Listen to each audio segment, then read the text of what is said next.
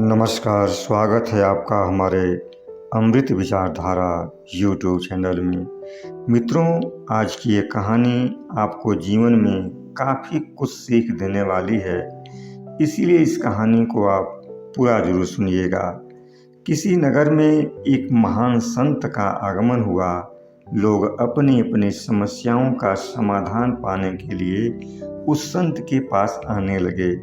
एक दिन अपनी गरीबी से परेशान एक 20 वर्ष का नवयुवक उस संत के पास आया और कहने लगा, गुरुदेव, आपका ज्ञान बहुत अद्भुत है, आप विलक्षण प्रतिभा के धनी हैं, लेकिन गुरुजी, मेरे मन में एक सवाल है, कृपा करके आप मेरी जिज्ञासा को शांत करें। फिर संत का आदेश पाकर लड़के ने कहा, गुरुदेव, इस जगत में एक तरफ जहाँ करोड़पतियों की लंबी लाइन है और दूसरी तरफ गरीब, असफल और दुर्भाग्यशाली लोगों की अभावों से भरी हुई दुनिया है।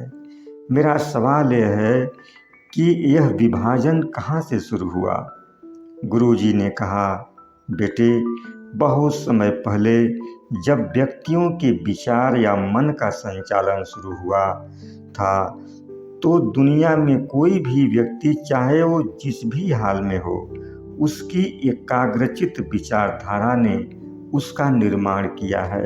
यानी कोई भी व्यक्ति सफलता की राहों पर जाएगा या फिर गरीबी के दलदल में फंसकर रह जाएगा, ये उसके शक्तिशाली एकाग्रचित विचार ही तय करते हैं। उस संत ने आगे कहा, मैले कुचैले और फटे पुराने कपड़े पहने हुए एक बूढ़ी औरत सड़क पर अखबार बेचने का काम करती थी। वह बेहद गरीबी और लाचारी भरा जीवन जी रही थी।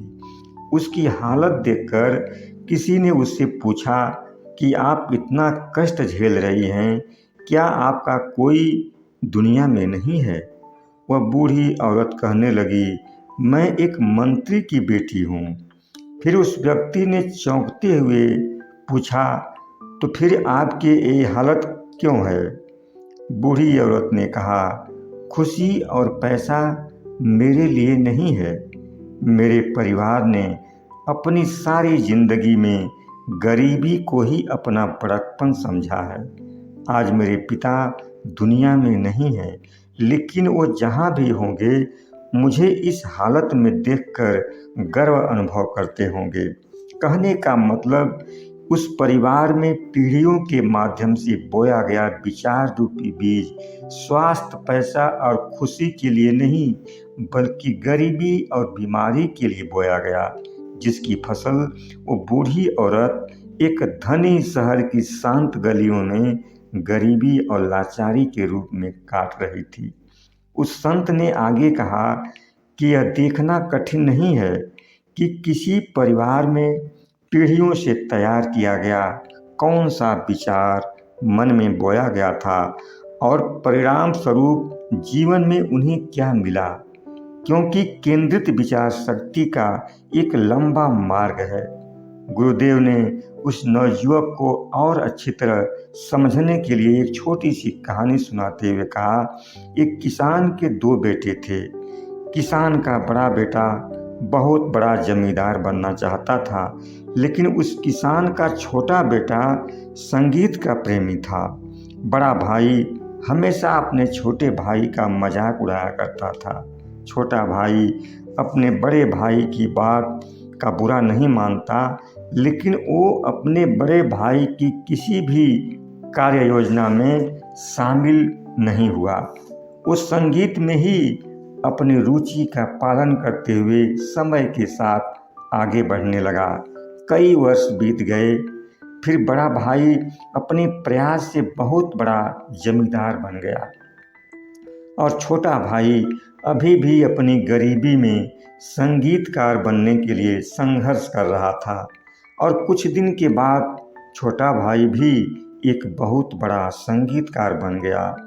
दोनों भाइयों ने अपने अपने मार्ग का अनुसरण किया और दोनों वही बने जो वे बनना चाहते थे। जिसे ज़मीन चाहिए थी, उस दिशा में ध्यान लगाया, उसे ज़मीन मिल गई, और जिसे संगीत से प्रेम था उसने उसे अपना लक्ष्य बनाया और उसे हासिल कर लिया। गुरुदेव ने उस नवयुवक को इस कहानी की गहरी सच्चाई बताते हुए कहा कि दुनिया का कोई भी इंसान जो बनना चाहे वह बन सकता है। कोई किसी को नहीं रोकता सिवाय खुद के। कोई किसी को अभावों के रास्ते पर नहीं भेजता सिवाय खुद के।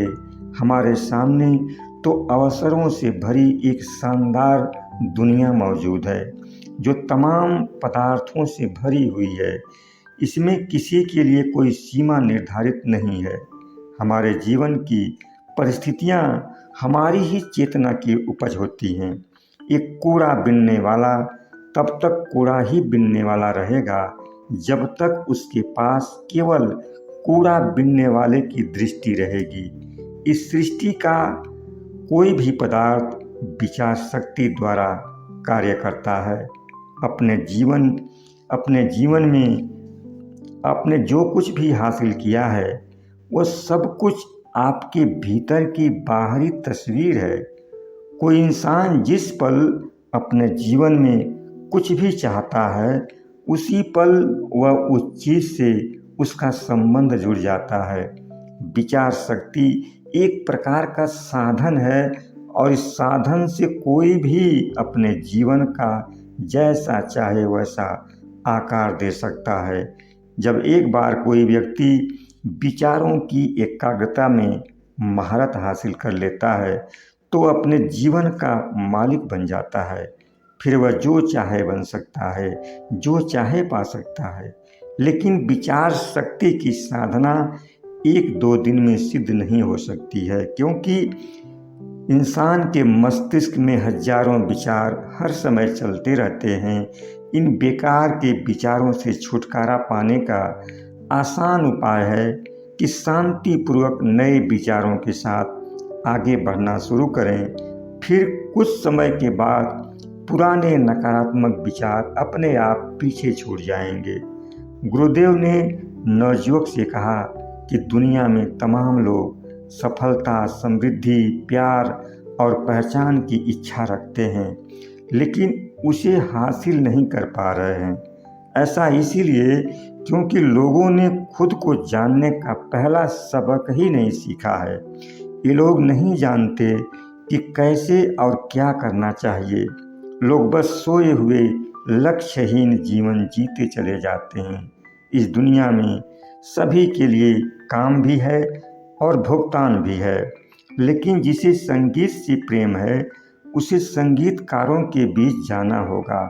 दूसरे व्यवसाय में रुचि रखने वालों को अपनी पसंद के व्यवसाय के बीच में जाना होगा। उस नवयुवक ने संत से कहा, गुरुदेव, मैं ज़्यादा पढ़ा लिखा भी नहीं हूँ, मेरे पास कोई खास योग्यता भी नहीं है और मेरे पास पूंजी भी नहीं है, तो क्या मैं अमीर बन सकता हूँ? संत कहने लगे, बेटे, अमीर बनने के लिए पूंजी और किसी योग्यता का होना जरूरी नहीं है, बल्कि अमीर बनने के लिए आपको सृष्टि के शाश्वत नियमों का पालन करना जरूरी होता है। आपको उन नियमों के अनुरूप जीना होता है जो पूरे ब्रह्मांड पर शासन करते हैं। गुरु ने कहा कि इस दुनिया का कोई भी व्यक्ति दौलत की आपूर्ति की सीमाओं के कारण गरीब नहीं रहता, बल्कि इस ब्रह्मांड में सबके लिए पर्याप्त से भी बहुत अधिक उपलब्ध है। और इस धरती पर जितनी भी चीज़ें हमें दिखाई देती हैं वे सभी चीज़ें एक ही मूल तत्व से पैदा हुई हैं। उस मूल तत्व से ही लगातार नए रूप बनते हैं और पुराने रूप समाप्त हो जाते हैं। और इस सृष्टि में मौजूद मूल निराकार तत्व की कोई सीमा नहीं है, और वह मूल निराकार तत्व विचारों के अनुसार ही गतिशील होता है। हम एक विचारशील जगत में रहते हैं और विचार ही एकमात्र ऐसी शक्ति है जिसके माध्यम से कोई भी व्यक्ति उस मूल निराकार तत्व से मनचाहा आकार पैदा कर सकता है। संत की ज्ञान भरी बातें सुनकर उस नवयुवक को अब अच्छी तरह समझ में आ गया कि दुनिया में कोई अमीर तो कोई गरीब क्यों और कैसे होता है। मित्रों, मुझे उम्मीद है इस ज्ञानवर्धक कहानी से आपको ज़रूर कुछ सीख मिलेगी। चैनल पर यदि आप नए हैं तो वीडियो को लाइक और सब्सक्राइब भी कर लीजिएगा। बहुत बहुत धन्यवाद।